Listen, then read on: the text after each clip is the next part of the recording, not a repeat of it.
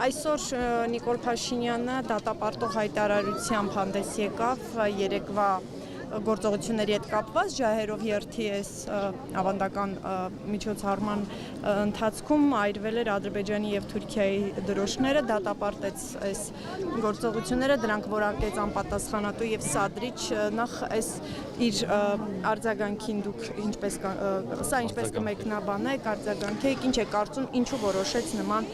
հայտարարությամբ հանդես գալ։ Այսքան տարի հետո իդեպ չէր ասել։ Պետք է ասեմ, որ նայեք, շատ-շատերը չեն կիսում միգուցե դրոշ վառելու ընդհանրապես այդ process-ը, բայց դա չի նշանակում, որ հիմա մենք պետք է հենց հիմա հիշենք, որ դա անելու բան չէր եւ դատապարտում ենք, որովհետեւ եթե մեզանում նման քաղաքականություն պետք է ձևավորվեր, պետք է ձևավորվեր ավելի վաղ։ Եթե ոչ, ապա հիմա ինձ համար անհասկանալի է, որովհետև նաև ես տեսնում եմ, որ երեք գիշերվա կրակոցները մեր բնակավայրերի վրա իշխանական մամուլը կապում է իբր թե քիչ բնակ ասեն հուշարձան այցելելու հետ, հա, բայց բնավ մեկը մյուսի հետ կապ չունի, գիտենք արդեն շուրջ 2 շաբաթ եւ ավել ժամանակ է, որ այդ կրակոցները կան, գրեթե ամեն գիշեր կրակում են, ինչ որ ժամանակ ՊՆ-ն հաղորդագրություն չէր տալիս, ասում էր դրանք լավ ասում էր, որ վտանգավոր կրակոցների վերաբերյալ հաղորդագրություն տալիս ենք, փաստորեն ոչ վտանգավոր կրակոցներ կային, հիմա վտանգավոր կրակոցներ կան, որտեղ ունենք հաղորդագրություն։ Ես կարծում եմ, որ բոլոր այդ քայլերը, որոնք իբր թե միտված են խաղաղության հասնելուն, դրանք արդյունք չեն տալիս, որովհետև մենք բացարձակապես սխալ ռազմավարություն ենք այստեղ կիրառում։ Այսինքն այդ քայլերը նաև եթե տեսեք դուք կենտրոնացել եք դրոշները դատապարտելու կոնկրետ հայտարարության վրա, բայց ես ուշադրությունը կհրավիրեմ այսօրվա ուղերձի վրա, որտեղ Թուրքիայի անունը գոյություն չունի։ Միայն Օսմանյան կայսրության մասին է խոսք գնում, բայց վերջին հաշվով մեր անվտանգային ռազմավարության համատեքստում, որպեսզի այլևս երբեք լինի, չէ, չպատժված հանցագործությունը կամ լավ չպատժված էլ չասեմ, հաշվի չառնված, չգիտակցված, ապագայում գոնե պատմական հայացք չնետված հանցագործության հետ կապված կարող է միշտ կրկնվել, չէ՞ դա։ Եվ այդ իմաստով, որպեսզի չկրկնվի, գոնե պետք է ասվի, չէ՞ որ մեր անվտանգային սպառնալիքը որտեղից է գալիս։ Այսօրվա Թուրքիան, որը որ Օսմանյան կայսրության լավ փլուզված կայսրությունից հետո օրչակվել է, բայց Աթաթուրքը այսօրվա Թուրքիայի հիմնադիրն ինչ է արել։ Ասել է, որ դրանով դիվանագիտական այսինքն այս իմաստով ես կարծում եմ որևէ անատամ քայլ, որևէ ոչ թիրախային մոտեցում մեր հակառակորդի թշնամու մոտ չի առաջացնելու համապատասխան ինչ որ չգիտեմ զղջում կամ հավելյալ հարգանք մեր նկատմամբ, որ օրինակ նրանք քայլեր անեն։ Օրինակ եթե դա արվում է, որ օրինակ սահմանը բացեն, չեն բացելու դրա համար։ Բայց հարաբերությունների կարգավորմանը որ մեկը ասեմ, էլի։ Հարաբերությունների կարգավորման են գնում, պարոն Մարոկյան, հիմա իրենք գնալով բոլորի հանդեպ այդ գնահատականները մեղմացնում են, թե նախորդ տարիների հայտարարություններն են նայում։ Գուցե այս առումով դիվանագիտական առումով այդքան էլ խնդրահարույց չէ, այդպես ուղիղ չհարվածել։ Հասկացա ես, հարվածի մասին չի խոսքը, պատմական գնահատական տալու մասին է խոսքը, ես հասկացա ես հենց դրա մասին եմ խոսում, որ վերջին հաշվով մենք ինչ պետք է անենք, մենք պետք է ոչ թե փորձենք, որ ամեն անգամ նման ձևերով հասնենք խաղաղության, որ արդեն չի աշխատում։ Այսինքն այդ ստրատեգիան արդեն քանի տարի է օգտագործվում է, չի աշխատում։ Դա արդեն չի գործել։ Ես հենց դա եմ ասում, օրինակ եթե հույսը նա է, որ մենք Օսմանյան կայսրություն կասենք, Թուրքիայից այսօրվա բան չենք ակնկալի, եւ դրա արդյունքում կխաղաղվեն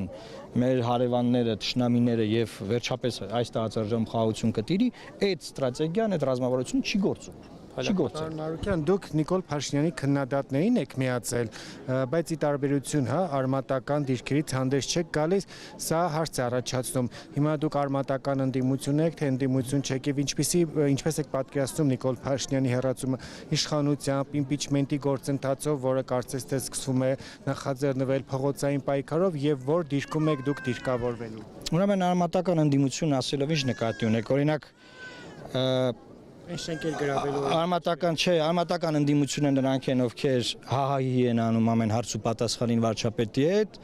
թե արմատական ընդդիմությունը այն մարդիկ են, ովքեր սկզբունքային դիրքորոշումներ ունեն։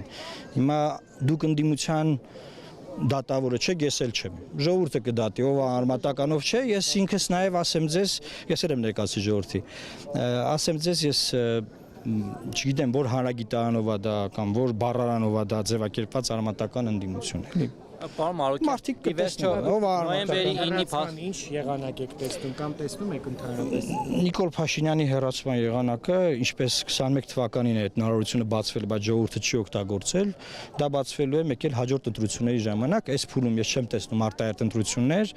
ես տեսնում եմ, որ դա լինելու է հերթական ընտրությունների միջոցով, չնայած մեծ քաղաքականության մեջ ոչ մի բան չեմ բացառում, փողոցային պայքարը փորձը ցույց է տվել, որ ավելի է ուժեղացրել իշխանության դիրքերը։ Մինչև այսօր է դա եղել։ Ես կարող եմ արձագանքել նաև վերջին այդ իմպիչմենտի քննարկումներին, որ օրինակ իմպիչմենտ կարելի է անել, բայց ինչի չեն իմպիչմենտ անում, ես ձեզ ասեմ իմպիչմենտի վերջնաժամկետը հուլիս ամիսն է, հա, հունիս, եւ մինչ այդ ցանկացած մեկ падգամավոր կարող է այդ նախագիծը պատրաստել եւ սկսել շրջանառել, Չէ, այդ հարցը անդադար քննարկել, բայց դա չանել, ես դրա իմաստը չեմ հասկանում։ Այնինքն կամ պետք է անեն, ասեն չստացվեց, կամ անդադար այդ հարցը պարլամենտում քննարկում են, կամ պարլամենտից առաջ պահանջում են, այդ դրա իմաստը չեմ հասկանում։ Պարոն Մարոկյան, ի վերջո դուք վարչապետի պաշտոնին։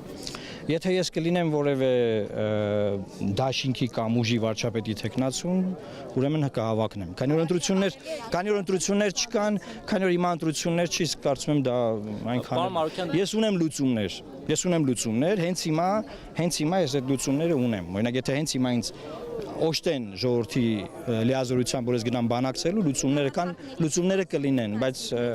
այդ հարցը որ տալիս Պարոն Մարոկյան, դուք շատ եք խոսում նոյեմբերի 9-ի փաստաթղթի մասին, որ ասում եք, որ պետք է վերադառնալ դրան։ Վերջը նոյեմբերի 9-ի փաստաթղթը կապիտուլյացիա էր, թե կապիտուլյացիա չէր, նախ դա ասեք։ Նոյեմբերի 9-ի փաստաթղթը բազմիցս ասել եմ, որ իրավաբանորեն եւ նաեւ քաղաքական իմաստով այն կապիտուլյացիա չէր։ Բնականաբար ստորագրած առաջնորդ այլևս չի կարող որևէ կերպ փորձել ասել։ Դրանից հետո 68 անգամ դրա հետ կապված խոսել ենք, մեկնաբանել ենք։ Ես արմացախի մոտորերս հենց որ Վանեցյանին քննադատեցինք, ինչ որ ձեր ալիքներում հայտնվեց այդ 3-4 տարի առաջվա, հա, մի հատ ոդկասթում անդրադարձա, դուք դա տեղադրեցիք։ Չեմ նոր եք հիշել, Ամալիա Արաքելյանի տեղադրել է։ Ամալիա Արաքելյանով եք ներել, չեմ ճանաչում։ Դե ողջունեք իրեն։ Տեսնում եմ, Վանեցյանը ինչ կապ ուներ։ Դե չգիտեմ, դա մարդ։ Ինչ հարցանք Վանեցյանն է։ Չէ, հենց ասեցի, դա ինձ հետո է։ Դե ես ինչ հիմա ես հետևում եմ, տեսնեմ դուք եք քննադատել։ Այսինքն ես որ մի բան 20 թվականին ասել եմ, դուք 25 թվականին նոր եք հիշել։ Պարոն Մարոկյան, հիմա հիշեցինք դրա համար մարդիկ հիշեցել էին։ Վանեցյանի հետ կապ ունեցող մարդիկ այդ Պատասխանեցի, որովհետև ասում եմ, որովհետև ես անդադար ասել եմ, վերջին գոնե 4 տարին անդադար ասել եմ, որ այդ փաստաթուղթը միակ այս պահին գործող եղած մեխանիզմն է, որ կարելի է օգտագործել։ Այդքան բան, ու ասել եմ կապիտուլյացիա մի ասեք։ Այդում ինձ։ Բայց 20 թվականին դուք ասել եք։ Այո։ Բա ինչ ա փոխվել դրանից։ 20 թվականին ես նոյեմբերի 9-ի գիշերն եմ ասել, դեռ փաստաթուղթը չէր գործել, դեռ փաստաթուղթը չէր գործել, դեռ բազմաթիվ process-ներ կային, հա, այսինքն այդ իմաստով էմոցիոնալ է, այսինքն ինչ որ բան եղել, բառանկում կամ արձագանք։ Քաղաքականությունը էմոցիոնալ գործունեություն է։ Օրինակ ձեր կողմից պաշտված, ձեր կողմից ընտրված, ձեր կողմից աջակցող ուժերը կիլոմետրերով, արկղերով, ասենք, մի մատենադարանի գրականության չափ իրար հակասող հայտարարություններ։ Ես էլ մարդ չեմ, որ ընտրվել է։ Բայց որ ուզում եմ ասեմ, տենց թիրախային երբեք նրանց չեք։ Ոչ մեկին չեմ պաշտում, ոչ մեկին չեմ։ Ես